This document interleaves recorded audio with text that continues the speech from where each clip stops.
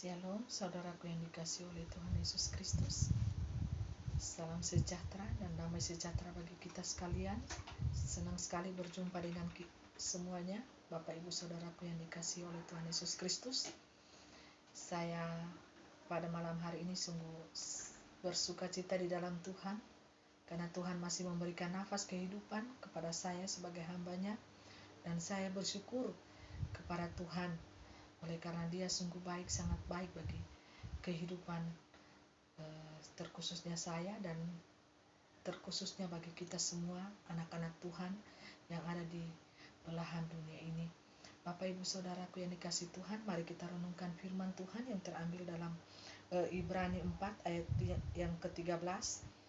Firman Tuhan berkata, "Dan tidak ada suatu makhluk pun yang tersembunyi di hadapannya, sebab segala sesuatu telanjang dan terbuka di depan mata Dia, yang kepadanya kita harus memberikan pertanggungjawab." Amin. Terpujilah nama Tuhan. Bapak Ibu Saudaraku yang dikasihi oleh Tuhan Yesus Kristus, sebagai manusia ciptaan Allah yang berasal dari debu dan tanah, kita harus bertanggung jawab dan mempertanggungjawabkan setiap perbuatan kita di hadapan Allah.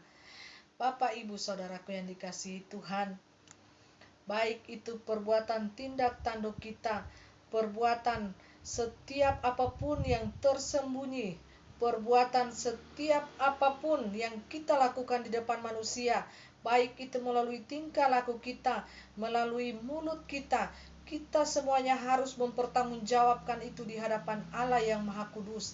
Jika sudah ada saatnya nanti akan terjadi, setiap manusia, setiap diri kita masing-masing, kita akan mempertanggungjawabkan itu di hadapan Tuhan Allah yang Maha Kudus.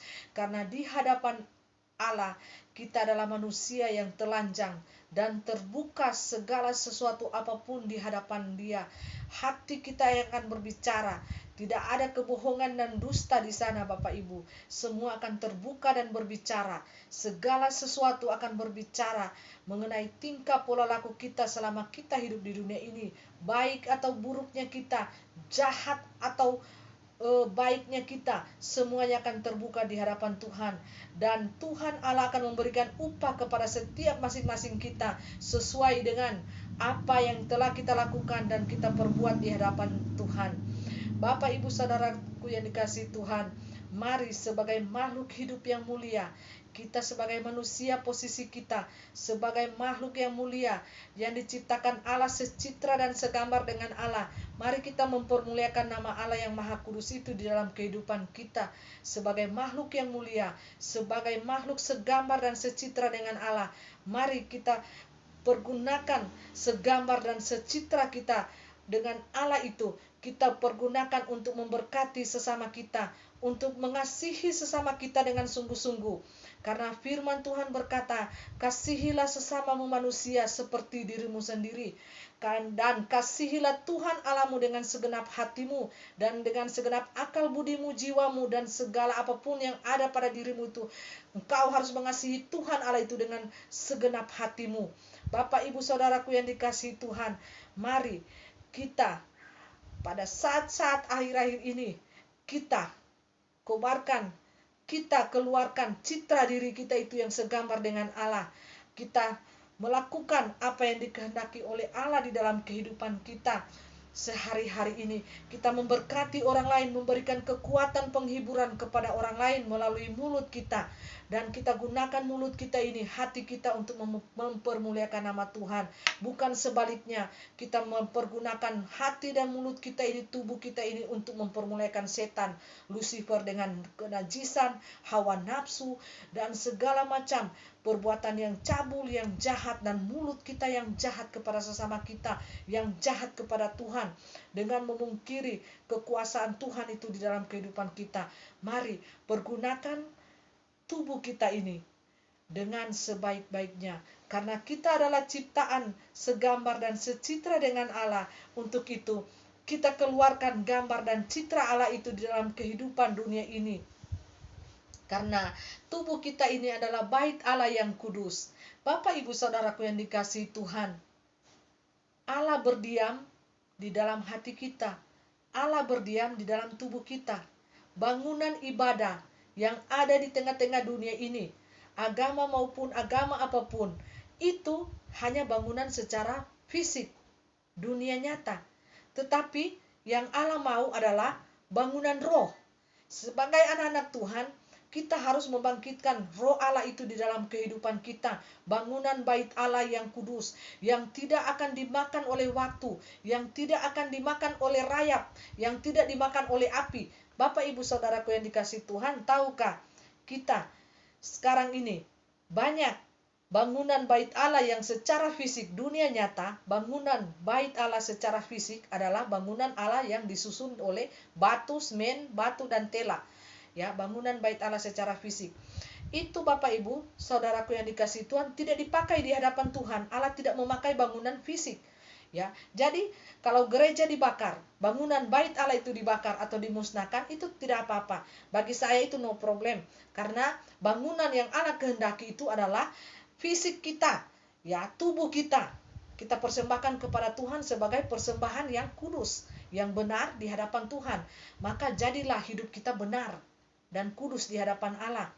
Bukan kita di hadapan manusia kita pura-pura baik, kita pura-pura suci, ya, sok saleh, enggak taunya di belakang kita bermain dengan percabulan, kenajisan. Itu sangat memuakan, sangat menjijikan di hadapan Tuhan.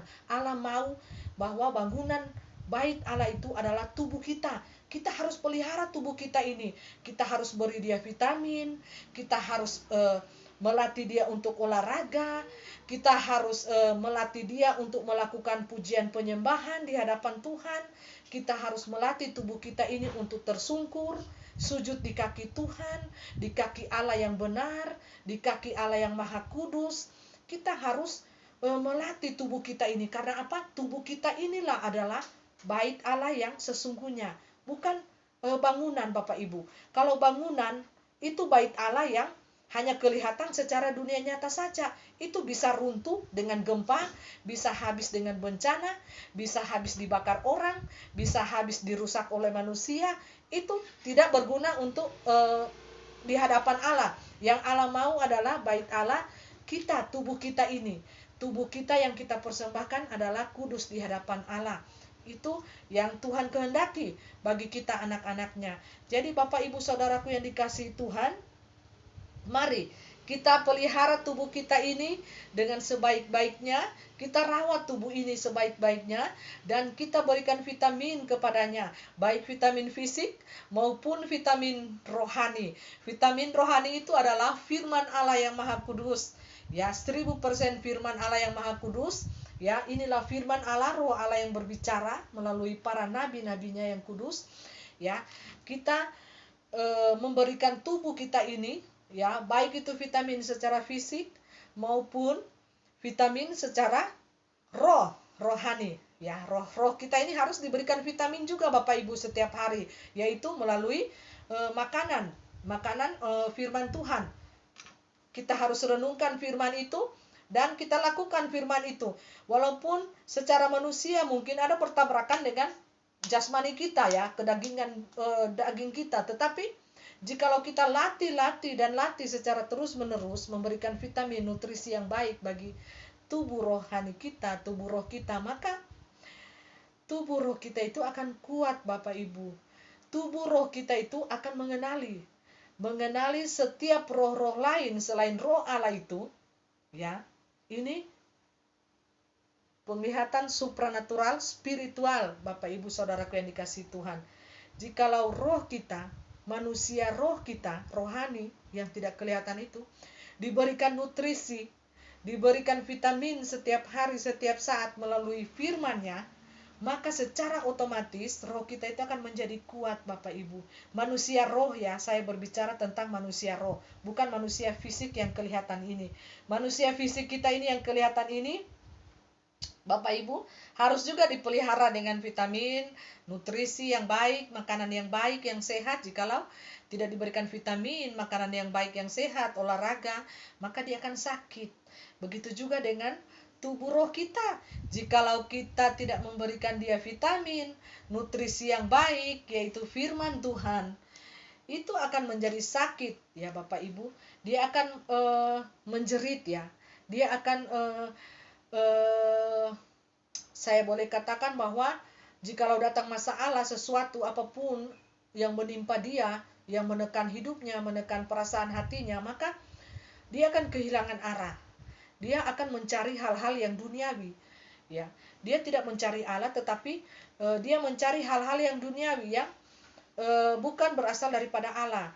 Ya, mungkin orang pintar, ya, mencari kesenangan yang duniawi, hawa nafsu, kenajisan, perselingkuhan, perhugelan, apapun segala macam yang najis, yang kotor, itu yang akan dia lakukan. Ya, itu secara manusia kedagingan. Jikalau dia manusia rohnya itu tidak diberikan nutrisi, tidak diberikan vitamin setiap hari, ya, firman Tuhan, tidak diberikan makanan yang bergizi setiap hari, maka roh itu akan rapuh dan sakit. Ya, dia akan menjadi lemah. Tetapi mari kita memberikan makanan yang baik untuk tubuh roh kita, ya, yaitu firman Tuhan. Setiap hari kita membaca merenungkan firman itu sehingga roh kita ini menjadi kuat, roh kita ini menjadi bersukacita, roh kita ini menjadi roh yang selalu bersyukur di hadapan Tuhan. Ya, apapun yang kita alami, apapun yang kita hadapi, kita akan memuji Tuhan, kita akan bersyukur kepada Tuhan. Walaupun secara dunia nyata kita menderita, ya, kita mungkin hidup pas-pasan, ya, kita tidak berkelebihan harta, tetapi hati kita selalu mengucap syukur, selalu ada canda tawa, tertawa, kita bersukacita, karena satu helaan nafas saja itu adalah sukacita. Kita bersyukur kepada Tuhan. Saya sangat bersyukur kepada Tuhan. Apabila saya bangun pagi, saya masih bisa mendengar burung-burung yang berkicau di atas pohon-pohon ya. Di kos-kosan ini ada banyak pohon. Saya sangat bersyukur karena apa? Karena saya masih bisa hidup, saya masih bisa makan minum, saya masih bisa bernafas Bapak Ibu. Itu adalah suatu ucapan syukur. Saya sebagai manusia yang berdosa, saya naikkan